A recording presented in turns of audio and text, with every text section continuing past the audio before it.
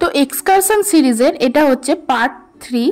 তো প্রথমেই আমরা গিয়েছিলাম যেই ডেস্টিনেশনে, সেটা হচ্ছে বাঁশবেড়িয়া হংসেশ্বরী মন্দির।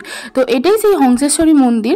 মন্দিরটা ছিল অসম্ভব সুন্দর আর পরিবেশটাও অসম্ভব সুন্দর। তো তার পাশেই ছিল একটা রাজবাড়ি, এই যে এটা হচ্ছে সেই রাজবাড়ি, অনেক দিনের, তাই একটু মানে মানে পুরনো ভাঙাচোরা আর কি, কিন্তু দেখতে খুব সুন্দর, ভিউটাও কিন্তু খুব সুন্দর আসছিল।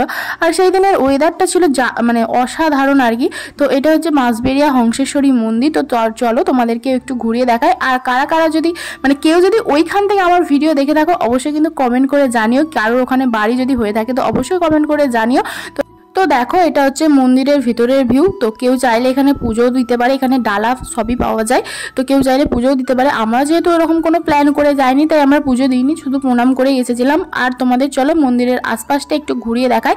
এটা হচ্ছে মন্দিরের আশপাশের ভিউ। তো সেরকম কিছু ঘোরার নেই, তবু জায়গাটা সুন্দর। তো দেখা হচ্ছে পরে সব।